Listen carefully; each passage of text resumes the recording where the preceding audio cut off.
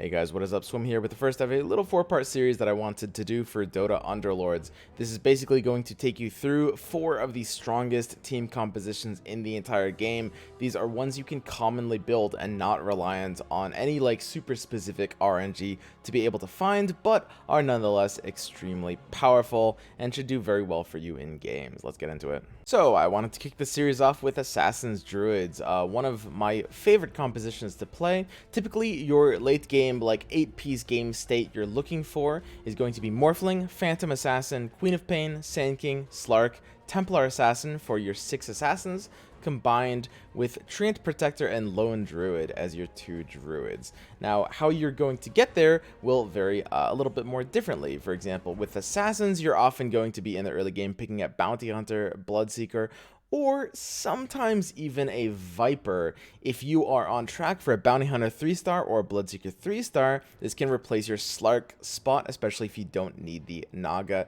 bonus as a potential 9th unit add-on.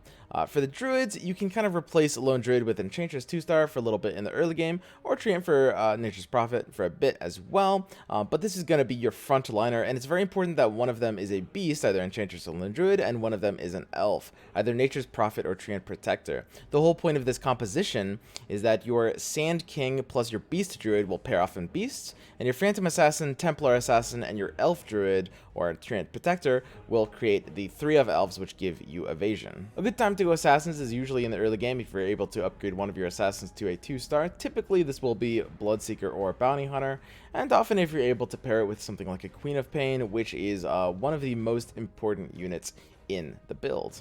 Really, the reason assassins need 6 assassins is because they really come online with 6. If you break down the math on this crit strike thing, basically you'll find that you do 20% extra DPS on the first tier at 3, but 60% extra DPS on the second tier at 6.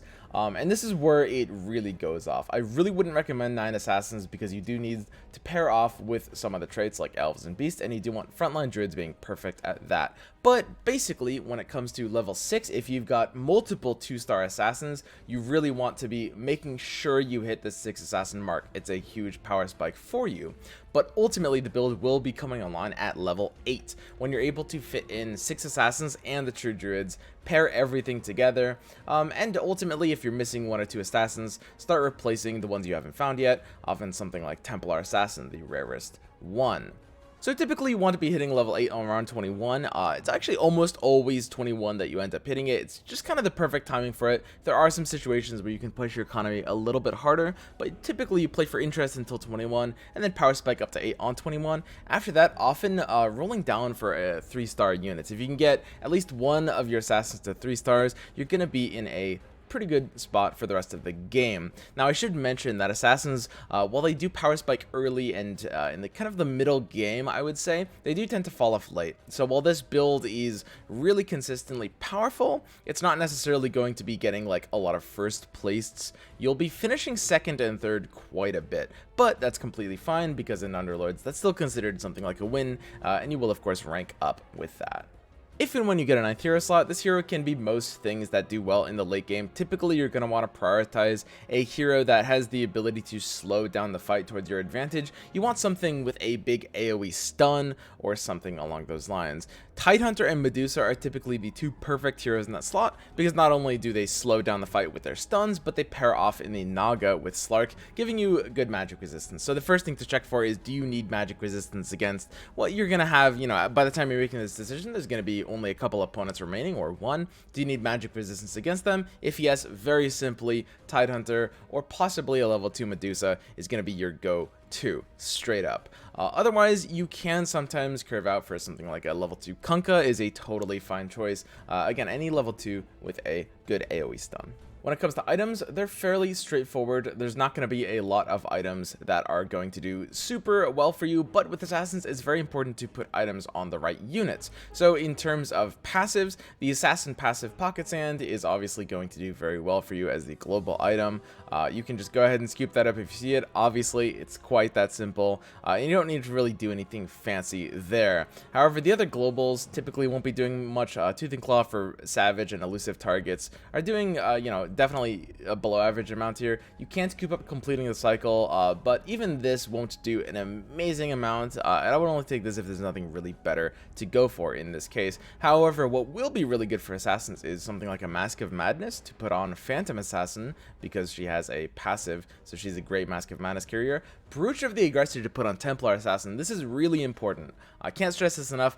Templar Assassin has an incredibly powerful ability in the form of Refraction, but the problem with Refraction is that she doesn't have the ability to gain mana when she's being hit, because she doesn't take any damage, and paired with a low second cooldown, you really can capitalize off the pretty insane extra mana you get with a Brooch of the Aggressor on her. So this is a amazing item on her as well. If you have something simple like a damage item, just like a high value thing, like for example Skull Basher, you want to put it on a high attack speed unit, typically whoever has the highest attack speed at whatever point in time, but you want to prioritize value damage items, like for example if you just pick up something like a Sacred Relic on Templar Assassin if she doesn't already have the mana item that she needs. This is really important. I think a lot of people will put damage items on Phantom Assassin for her extra crit, but Templar Assassin is going to be better because she survives longer due to Refraction. She and Morphling are always the two that are alive at the end of fights. If you get something like a Radiance, you want to put it on something tanky like a 3-star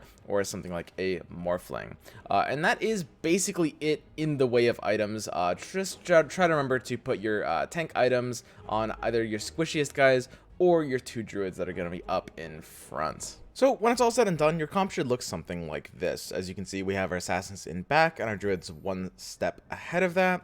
Our Queen of Pain has our Blightstone. As mentioned, our Templar Assassin has Brooch of the Aggressor. This is going to help us do very well. And as you might have just been able to notice there, the fact that our Druids were squeezed in back alongside our Assassins did help our opponents, well, it hurt our opponent's positioning because their units moved forward a step at the start of the fight before they were aggroed on by the Assassins. So it kind of disrupts the enemy position, and as you can see, we can do pretty well in this fight. You can see my bench. I'm collecting Bloodseekers because I'm close to a 3-star Bloodseeker, and when that happens, I might replace the Slark. Slark is never permanent on your board because if you don't need the Naga, you're just going to end up replacing him. So you keep him until the late game. When it's down to like 2 or 3 remaining players, including yourself, you'll know at that point whether you need the Naga or not. And that's it. So, as mentioned, Assassins are very powerful. One of the stronger compositions in the game. Not necessarily the single best one, but there's about 4 or 5 that all seem about the same. Next up, we'll be doing, Goblins Mages or Beasts Warriors. Probably Hunters as the final one for this 4-video series. Anyway, that's it for me with Assassins. I'll see you guys next time.